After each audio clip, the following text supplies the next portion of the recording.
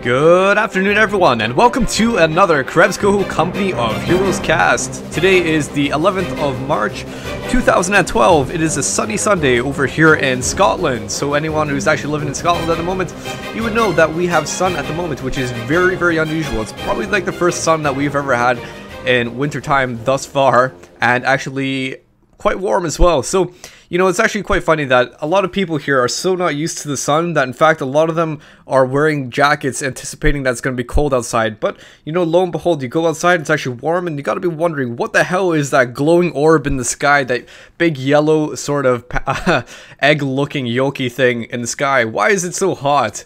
It doesn't happen in Scotland? That is strange. Anyway, guys, so welcome to another cast. So what we're going to be doing today is another exciting episode, but it's also going to be a little bit different. I'm going to be doing this in a different format due to feedback you guys have given me. In the last cast, I was actually told that I was tailoring to newbies a bit too much, and I was deviating off topic a bit too much as well. So I'm going to try to prove this to you guys that I can obviously do my cast in a different style if I so wish to. The only reason is, well, let's get this game started, alright? We're at the 5-second mark, and we're going to be starting in 3 seconds. So in 3, 2, 1, and let's begin. 6, 7, 8, 9, and 10. And on we go to another very exciting matchup in the company of Heroes Battlefield. Alright, so guys, I need to let you guys know that, you know, a lot of you do give me feedback, and I do appreciate the constructive criticism. I do not appreciate destructive criticism where you guys may flame me. I don't really get that many of it, to be fair. But, you know, constructive criticism, you guys were telling me I was doing my cast a little bit wrong. I was maybe deviating from my topics too much. And you know what? I think fair enough. I do agree with that on some points, but I also want you guys to level with me a bit. I am a caster, and you do need to realize that, see, my average length of a game might be 30 minutes or so. I can't do the same topic for 30 minutes on end, you know, just talking about the same things going on. Oh, now they're doing this, now they're doing that. It'll lose your guys' attention. So even though you might be thinking I should do it a bit differently, I think you guys should also appreciate just the fact of the way that I do it right now is probably a good way of actually keeping your guys' attention as well. Just imagine, if you will, if I was talking about, oh, this happens and now this happens and that happens, it wouldn't really keep your guys' attention there. So just for my sake, I do like to deviate from the topic a little bit sometimes, but what I'll try to do this time is actually talk about these players and the strategies at hand. Alright, so this is 2v2 on Pointe, and we're going to be looking at 2 Americans versus 2, I believe 1 PE and 1 Wehrmacht, sorry.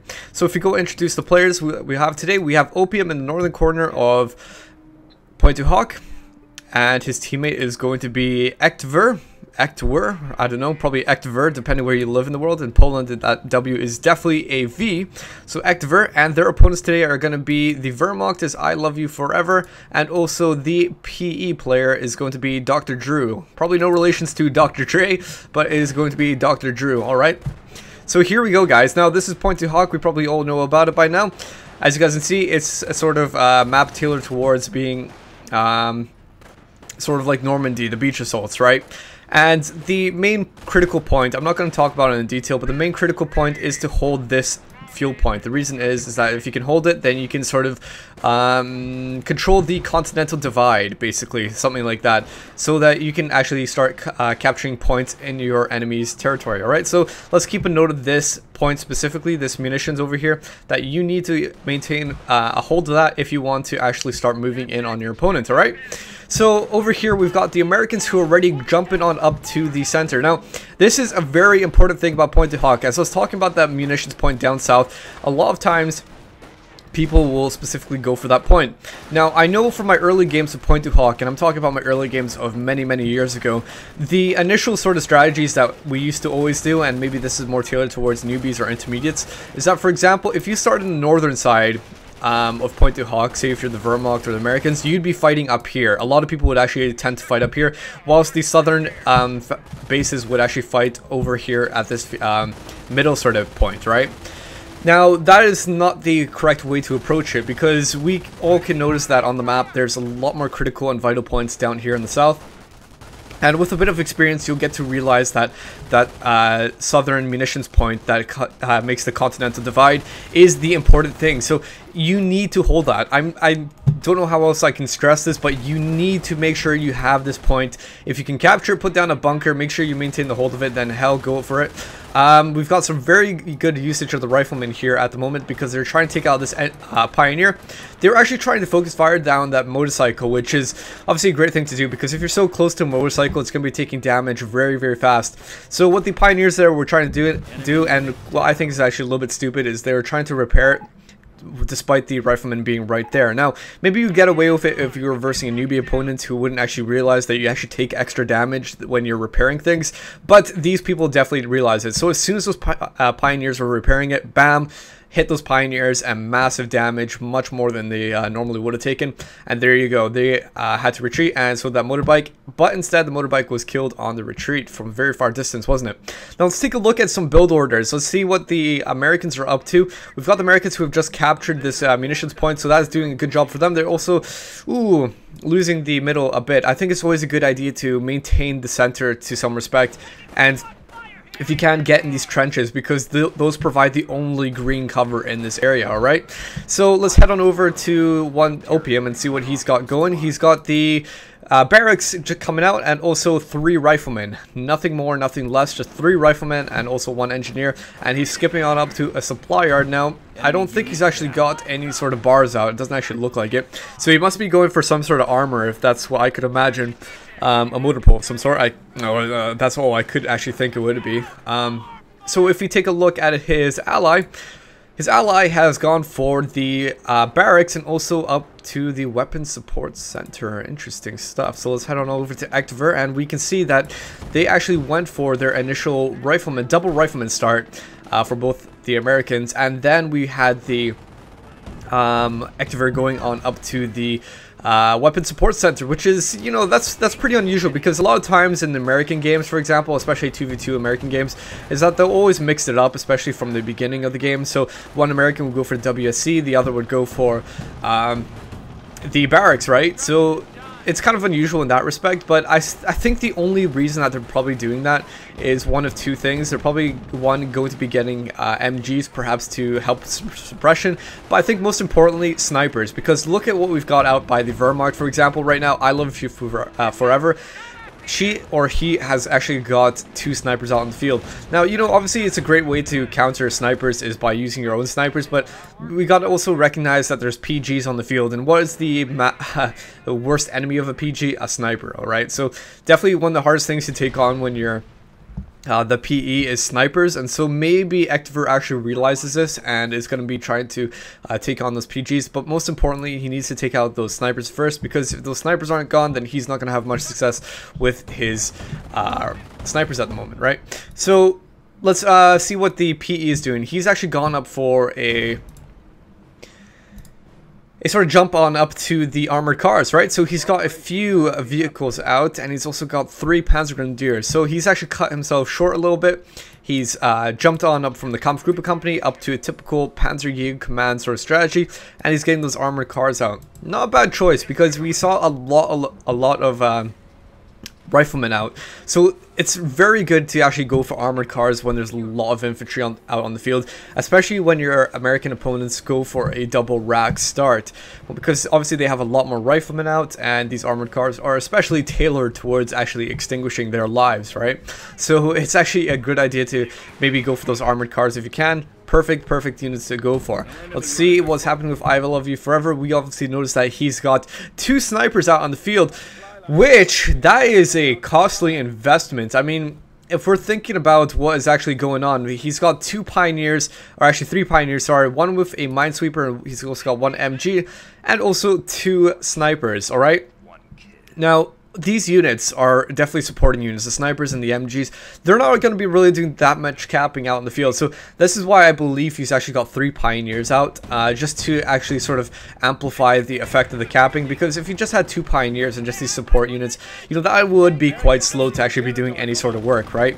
So what he's actually done is gone for 3 Pioneers just to help aid in that sort of capping, right? Oh my gosh, we've got a Jeep just coming out from Ektwr, going to be supplementing the force of the Americans to help counter these snipers here, which means there is another sniper out by Ektwr, so going to be working in unison together here. That Jeep going to be trying to actually reveal the snipers, and hopefully this enemy American sniper can actually take them out. If on the retreat, obviously it's a bit difficult to actually do it on retreat. It's happened to me plenty of times. I'm sure it's happened to you guys, where sniper on retreat can actually be missed by another sniper. All right, it's a very frustrating moment to be in. You know, I mean, snipers have like almost 100% accuracy, so it's quite a frustrating thing to be in when the enemy's on retreat and you just miss him, especially a high valuable target like another sniper, right?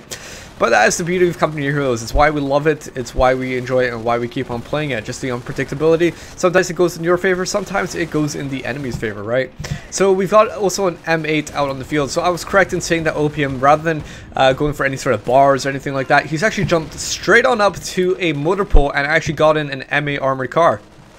So his initial strategy so far has just been barracks, no sort of upgrades for his rifleman, and jumping straight on up to an M8 so he can get some sort of armor support. It's actually a good thing if you think about it, because there's armored cars out on the field. You know, the Americans don't really have that much to counter. I mean, you know, obviously the rifleman can actually take him on. If they have enough riflemen and they're close enough, they can't actually, you know, damage the armored cars. But still, it's not the main way you're going to destroy an armored car. Nowhere even close to that. So at least by having an M8 on the field, their armored cars know they have to be a little bit more careful. All right, so you know, the M8 armored car is not the best thing. I mean, it will do a bit of damage. In fact, the M8 can actually take damage from armored cars, especially if its rear is exposed. But, you know, I think the M8 overall is going to do a decent job on actually just protecting against those M8 armored cars.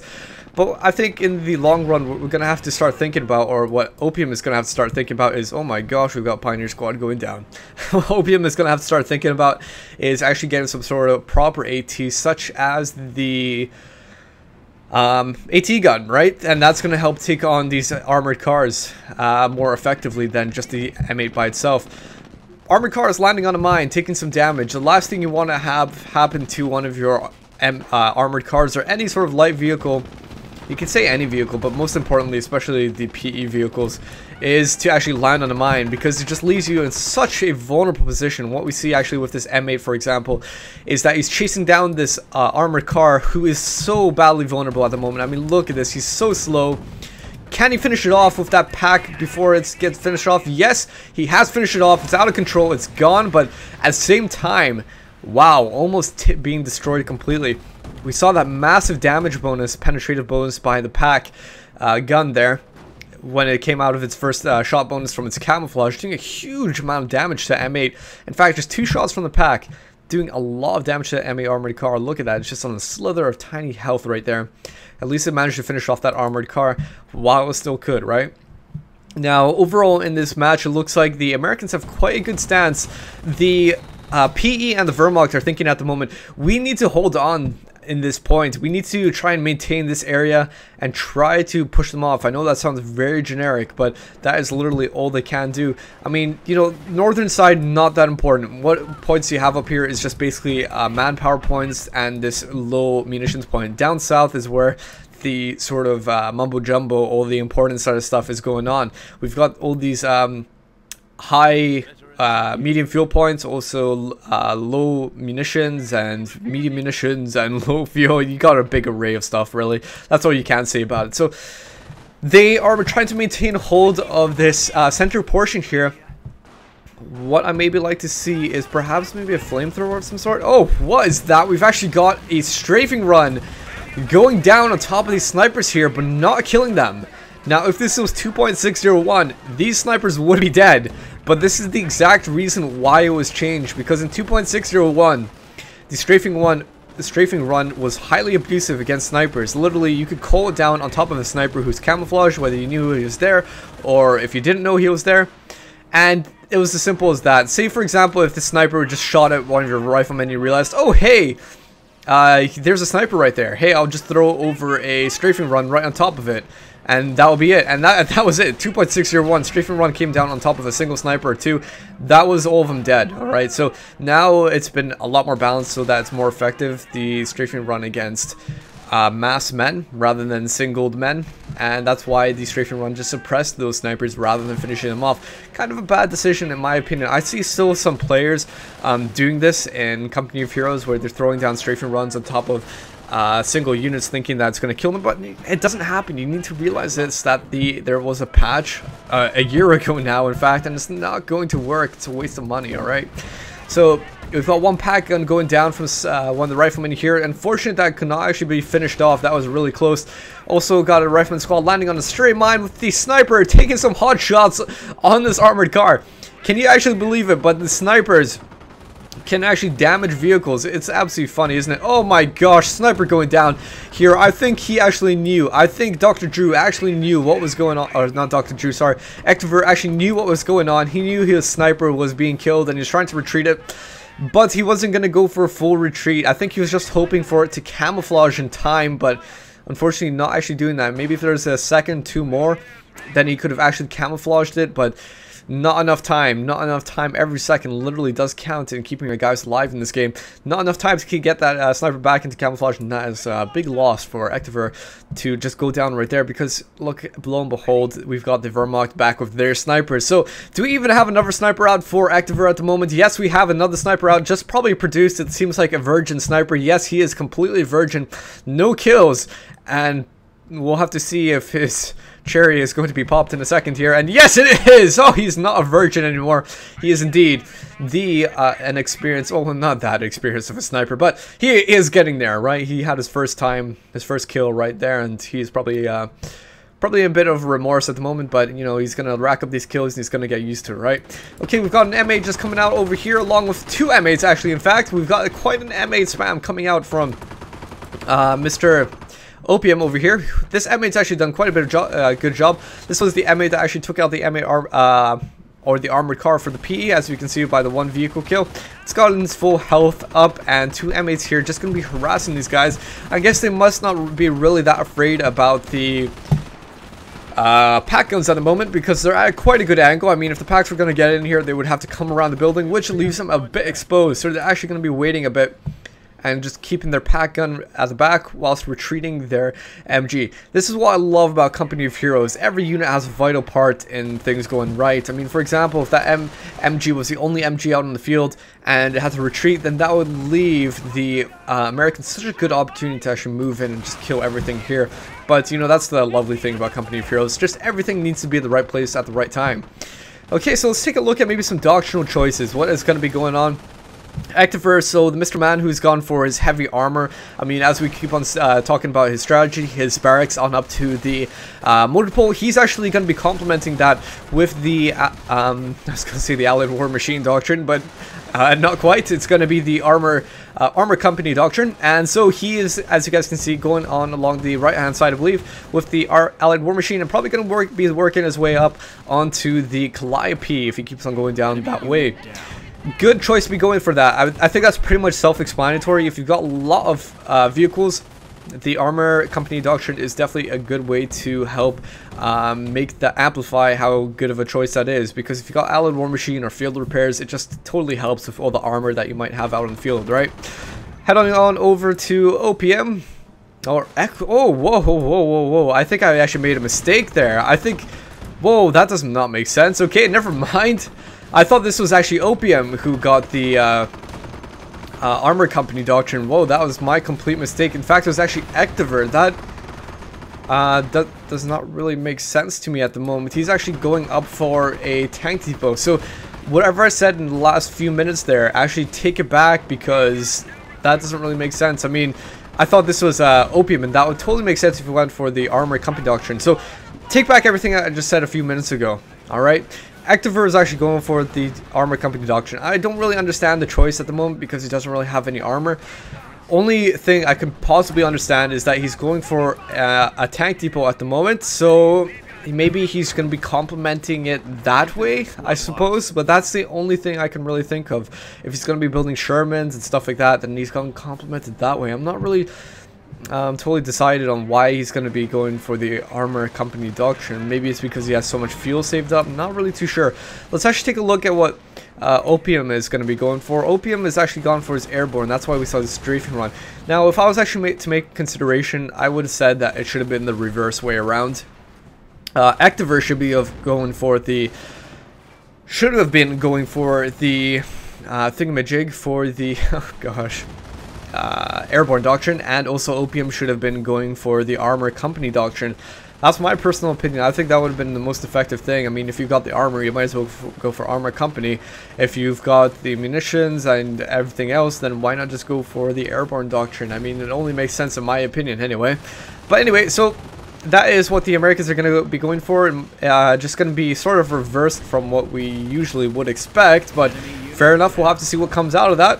Heading on over to DrDru, he's actually not really unlocked anything at the moment. He's got the Panther battle group, and that's why we see the Panthers out for the PE at the moment. iLoveYouForever has actually not selected anything either at 6 CP and quite undecided.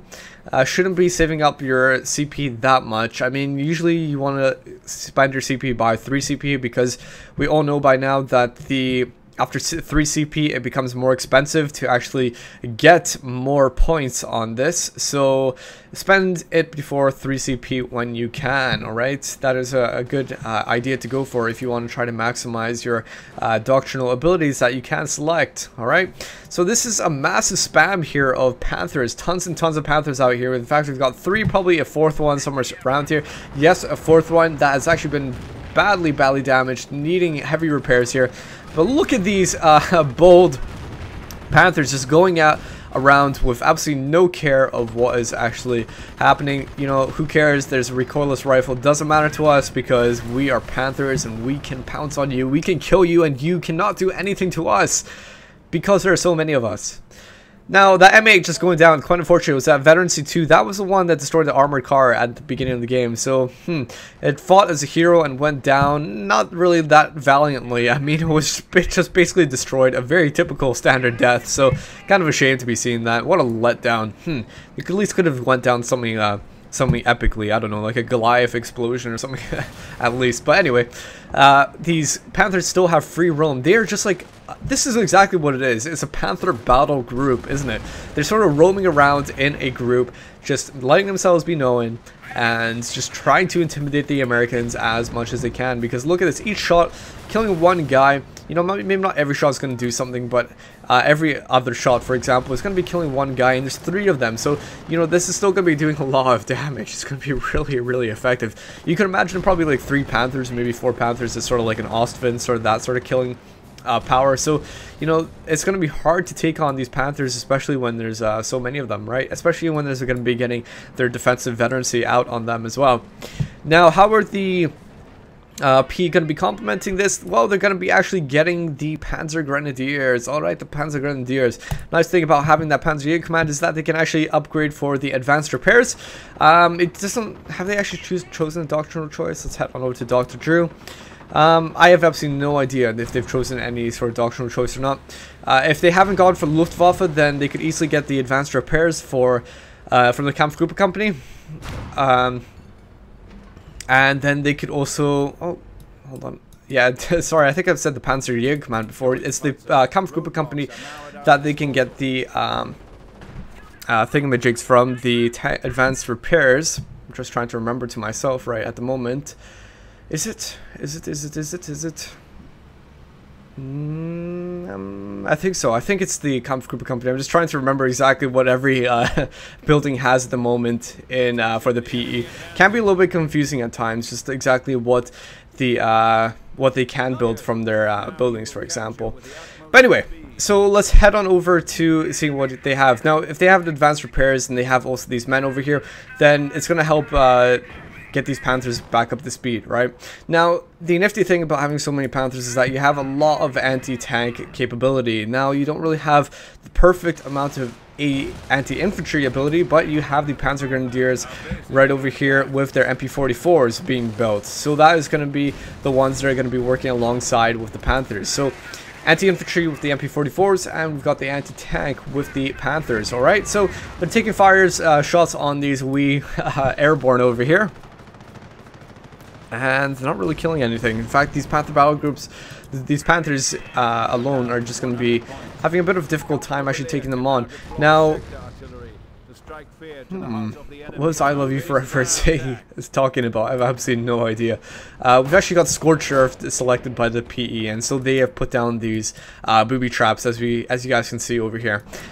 Interesting choice to be going for Scorched Earth. I suppose they're going to be trying to maybe get some sort of like hummus and protecting their areas, their sort of stuff like that, and try and keep in the race. I mean, that's the only thing they can do. Also, the nifty thing about the Scorched Earth is that you can also use the ability Scorched Earth to demolish points, and that is going to be kind of crucial at the moment, because if you look at the VPs, 90 for the Axis with 458 for the Americans. So this is kind of important that they destroy these VPs, or at least maintain them right here and right now, because it is getting very, very desperate, especially with the Americans in such heavy lead. Not only the lead of the VPs, but also the lead of just the map itself. Ostwind going down over here.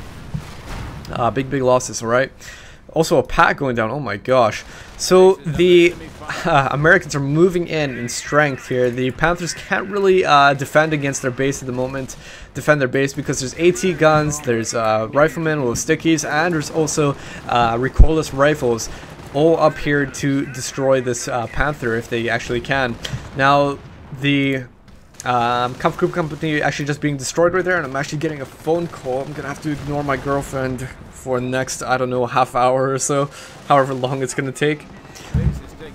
And what we can see is that more buildings are taking damage. Oh gosh, just it's like it become a base defense, but it's so desperate. How are the Axis gonna get back into this? Absolutely no idea. What we had actually down here was a wee battle. Oh gosh, still phoning me. I'm gonna throw my phone on the bed. We had a wee battle down here. It's kind of unfortunate we missed it, but it looks like the Hellcats took a whole lot of damage. In fact, I can't really see any Hellcats anymore. So I'm guessing the Hellcats must have been destroyed by this sort of reinforcements of Panthers, and also this Panzer IV down here to actually destroy those Hellcats. Oh my gosh.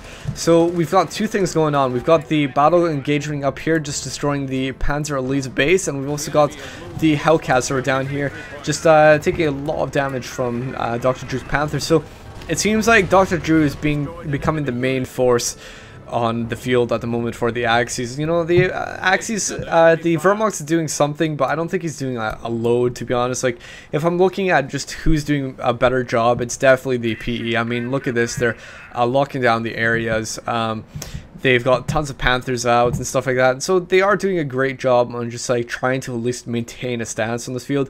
The VPs have actually stopped, with the Americans actually losing the VPs at the moment. But still, the Axis are down to 72 right now, and that is not a lot, alright?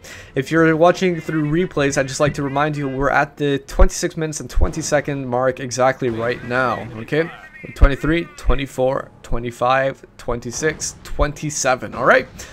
Okay, so this is becoming a little bit tense, because this is where we're entering the later game. Okay, so the PE have gone for their heavy sort of Panthers, Panther battle groups, and this is going to be their main force, and they're going to try and destroy, at least do as much of a comeback with them as they can. Bad thing about Panther battle group, look at this, 24 pop cap. That leaves you a difficult time to actually get anything else. All right, so a 24 pop cap to Panther battle groups equates to 48 population, which 48 out of 58, that leaves you hardly anything else that you can actually build anything, right?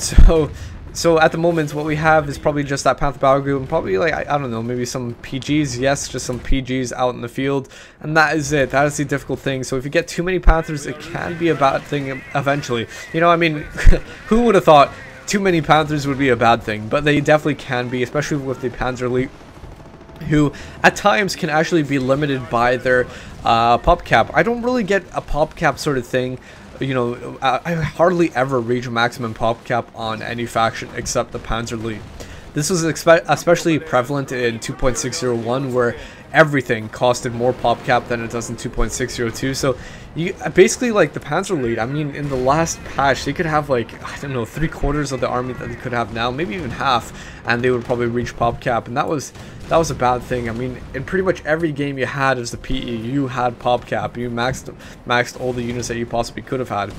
Alright, so we've got all these riflemen on retreat. I'd like to see this Ostwind actually focus fire, this especially the single one, and maybe even just like chase down these guys all entirely and just kill them if they can. We've got some riflemen going here, trying to throw a sticky if they possibly can, but actually reaching maximum range. They're not going to do that. We've got the AT gun setting itself around the Ostwind going in for the kill, but he is definitely not going in for the kill anymore. Oh my gosh, did he actually finish off anyone? No, he didn't. Oh no, he did. He did actually finish off a airborne squad, so at least he took down something. But I mean, look at those other squads. They had only one single man left in them. Man, oh man, oh man, they could easily have done a big dent into the Americans, especially Opium's infantry force. All you'd have left was probably just like 2 rifleman squads and something else. You know, that's how you start, and that's how you make a comeback, just destroying these squads, losing the veterancy, losing the men. We've got the PE floating a lot of manpower at the moment, 1,500. As a PE, I always notice this as well. You always have tons and tons of manpower floating. It's kind of strange. Like, it's the only faction where you always get tons of manpower floating. I'm not exactly sure why, it just happens, but that's what it's like. Now, okay, fair enough. That's what's going on. Lots of manpower, and I don't know. Like, when I think about it, if I was to talk about imbalances, I know a lot of you guys have your opinions about Panther Battle Group, and a lot of you actually believe it's imbalanced, and I actually think I have to agree with it. Even though how much of a fan I might be of the PE, I do actually think it's quite unbalanced. I think that the Panther Battle Group is very cheap to actually get 2 Panthers. I mean, we know what a normal Panther costs. For example, it's like, what, 600 manpower and like 110 fuel or something like that. Now, this is only 1,000 manpower for 2 Panthers, alright?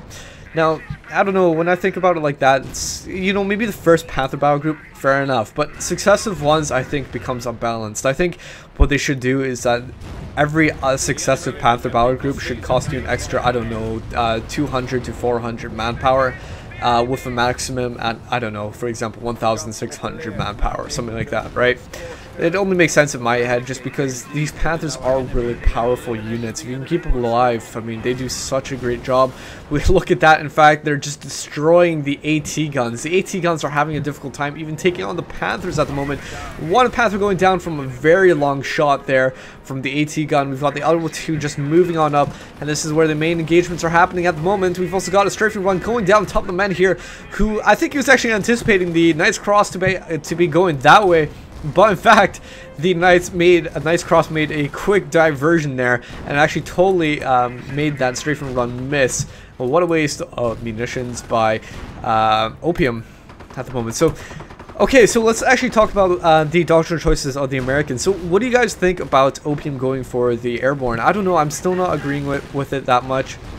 Actually, let's take a look. Well, maybe now I would change it around, actually, because the strategies have changed a complete 180, because what we had for Opium is that he was going for that early sort of armor, and then we have a complete 180 now where he's got hardly any armor and he's got tons and tons of infantry. So literally, that is, I don't know how else to say it, it's a 180 of strategy. Very unusual to see that. Most people, they start with their strategy and they go with it pretty much throughout the game.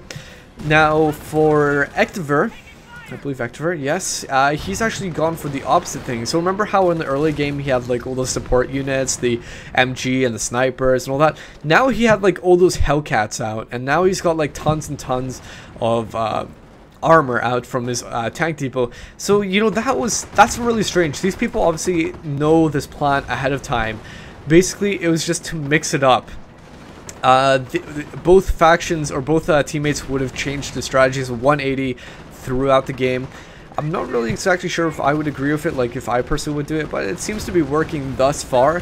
I can't really see the pros and cons of it. I can't really say that, oh yeah, it's definitely what you guys should do. In fact, you know, if I was to recommend anything, I'd recommend just staying with the doctrinal choice that you have with at the moment and just keep on going with your strategy that way. But you know, hey ho, if that's their strategy, if it's working for them, that's working for them. They were doing a really, really good job pushing back the Axis, but I think it really comes down to the PE at the moment. The PE is holding off the Americans at bay here because of their Panthers, and I think this is what, again, I mean, if you may be getting sick about me talking about the imbalances of Panther Battle Group, but I think this is, again, the imbalances of Panther Battle Group. It's just, it's so difficult for the Americans to take on. I mean, look at this. All these Panthers, especially with their veterancy, is becoming very difficult for the Americans to even take on. These Hellcats are having a hard time, and look at that. 2 Hellcats just going down like nothing. I mean, what else are the Americans going to do? They can get easily get AT guns, but if we even saw the Panthers just destroying them, just totally disregarding that the AT guns were even there, right?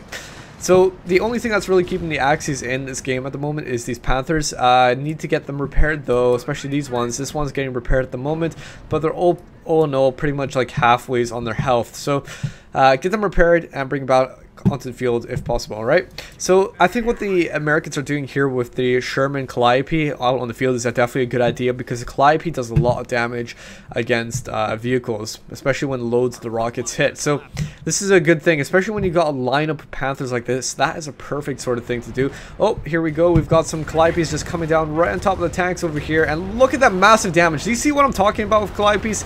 That was 2 or 3 rockets right there, and you know, okay, maybe that wasn't tons and tons of damage. That was probably like a quarter of its health, but still, a quarter of its health for a Panther is a lot of, it's a lot, alright? You might be saying, oh, how is a quarter of a health a lot? How's half of its health in a volley gone? How's that a lot? Trust me, it is, because it takes a long time to get a tank repaired, and you need to actually keep them alive and use them as your combative units. So Calliopes definitely do a lot of damage to vehicles, and it's a good way for the Americans to actually take on all these vehicles, right? Okay, so the overall mixture of the riflemen and the airborne and also the AT guns and the Calliopes is keeping, and also the Hellcats, is keeping these Panthers at bay, just preventing them from doing a full-on assault, alright? So it looks like the map has actually been going back into the hands of the PE and the Wehrmacht at the moment. So what we've got is 48 VPs for the Americans, or for the Axis, with 308 for the Americans, alright? So it's ticking on down. The Americans need to get back into this. I think they've sort of focused so much on this side up here now that they've sort of forgotten about the center. I mean, look how easy it would be to actually grab this point. There's actually a tank trap. Very smart of the Wehrmacht to actually do that, but they put down a tank trap in the beginning of this trench. Oh, we've got a V1 coming down. You can hear that vroom sound coming down. Everyone is retreating out of this area, and there we go, for a very good reason. This V1 actually just dismembering the dead bodies that were left behind. Very good reason for all of the Americans to retreat, and you know what? I think that was a V1 very much so wasted. In a newbie game, as I say this quite frequently, in a newbie game, hey, you can get away with it. Maybe the opponent won't realize that you're calling V1 there, but when something like that happens, I mean, it's kind of obvious where you're going to be throwing down a V1, especially where all the enemy's units are. So, very smart choice for the Americans to actually do that. Now, maybe a nice thing to do, I know this is like advanced sort of tactics, but say if you had like a sniper, alright, and you got a sniper over here in the Americans' base, camouflaged, and then you dropped a V1 right on that retreat point. Could you imagine what that would be like? I mean, the Americans would obviously just think, oh, hey, they're going to be dropping a V1 over on this area, so that's where the V1's going to be coming. They're going to be still retreating, and then when they retreat, boom, a V1 right on top of all their guys. Not alone they just lost their defense positioning, but they would lose all their guys. You know, that'd be an absolutely immense thing to do. It's quite rare that somebody would actually do that, because, hey ho, when you're actually playing this game, it's a whole different thing between me criticizing and saying that than when you're actually playing this game. I mean, it's a whole different story. You don't really know what's in the base, and it's just, you know, it's a whole factor of not really knowing what to expect. So this VP over here has been scorched earth. As you guys can see, it's down. And now what we had was that the Americans were so damn close on actually finishing off the Wehrmacht and the Axis in general. I'm just going to take a quick drink of water here, guys. The Axis were so close to being destroyed and losing this game, and the Americans have winning it, but the PE have pretty much single-handedly made the difference in this game. I honestly cannot say that this is the Wehrmacht whatsoever. I mean, it's definitely, most definitely the Panther Battle Group and also the Hummels doing a great job here, just pushing back the Americans entirely. The Wehrmacht, in my opinion, this has been an absolute fail. Look at this, he's losing all of his tanks, his V1s miss. I don't know. I'm not really too keen of what the Wehrmacht has been up to. He's, in my opinion, not really pulling his weight along in this match. All right. So the M8 just taking a little bit of damage here. M8, interesting choice for Biopian to have another M8 out on the field. A little bit late, in my opinion, to actually have an M8, but maybe the only reason you would have it is to harass or to put down mines or something like that. That's the only thing I can pretty much imagine. All right. So we've got Humo just coming down on this area, probably where I'm guessing the Calliope must have been in that area. It took quite a bit of damage, but you know, you don't really know. I mean, the Humo isn't going to do that much over here. I think that is a little bit silly. I think the Humo could have greater effect, like hitting this Opium's base, because he's got a lot of infantry. I think that'd be a better choice to go for. If you guys don't know, actually, somebody actually commented on this in my last cast. And they were saying that, oh, Krebs, you never mentioned this, but sometimes, for example, if you can attack enemy artillery in the fog of war, you can drop a V1 on that for example. And you know what? I never mentioned it because we always have the fog of war turned off when we're watching replays. But it is definitely a good point. So because I never mentioned it, I'll mention it now. If you guys don't know, and you probably do know, is that, for example, whenever the enemy reveals themselves in the fog of war that they have artillery, I believe it only happens when their artillery hits one of your units, then they become revealed in the fog of war. So say, for example, if they had like a howitzer emplacement, and they had it put down somewhere, it shot and fired and hit your tank or something like that, then it would become revealed, and then for a short brief time you can actually see where it is and drop like a V1 or artillery barrage on top of it, because that's just what it's like, right?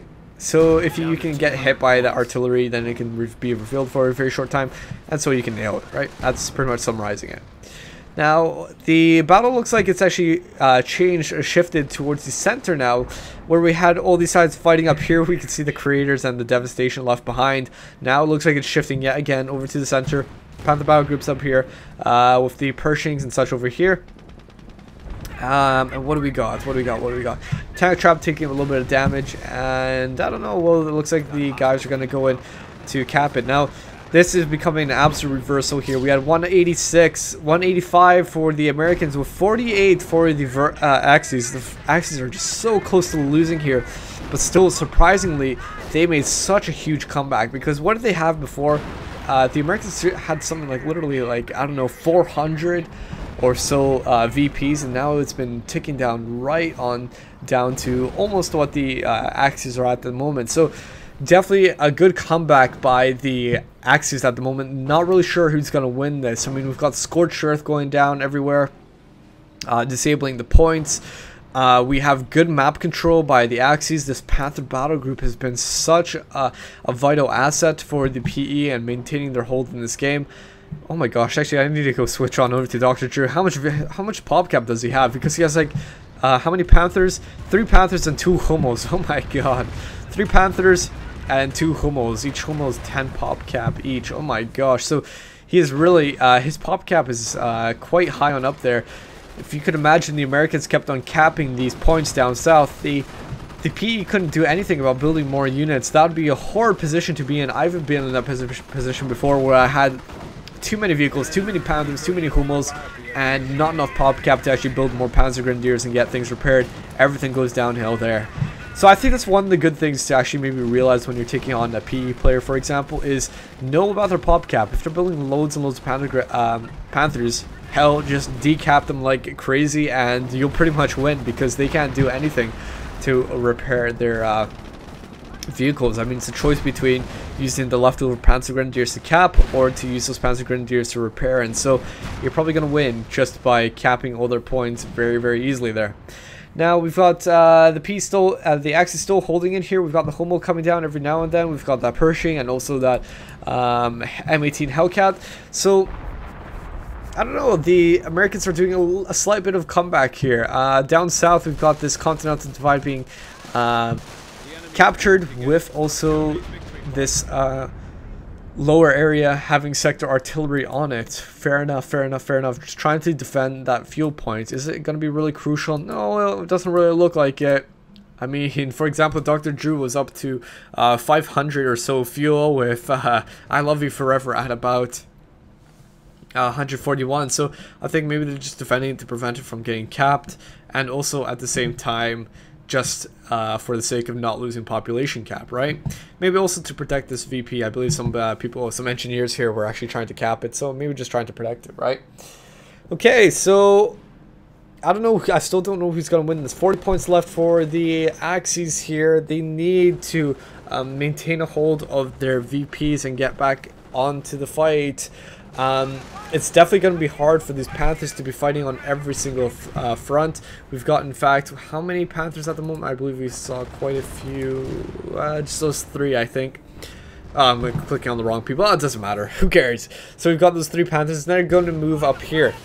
Now, I think what our supply lines are being what the PE are doing, DrDru, is he's just going for a base assault right now. He's just going to be attacking the base. He just destroyed the leftover AT guns, and all that the Americans have left now is just probably some stray AT, but that's about it. The PE are just going for a base kill, but you still need to be a bit careful here, Mr. Axis, because it's still very, very low on the VP. So they need to do something, and they do need to do it right now. What they need to do is scorch earth this VP right here, right now, when they can, just to prevent anything from going on. Oh, we've got a V1. Oh, please. I need to know where this is going to be. Is this going to be up north? Is it going to be down here? I have a feeling. I don't know. Where was it? Ah, it was down here. Oh, gosh. I just missed it slightly. It looked like a M18. Is that an M18 or is that just a Panther? It looks like an M18 was destroyed there. This one badly damaged. Alright, fair enough. So tiny amount of casualties for the Americans. But V1, oh geez, just crashing down south and just obliterating, looked like with just 1 tank. Alright, fair enough.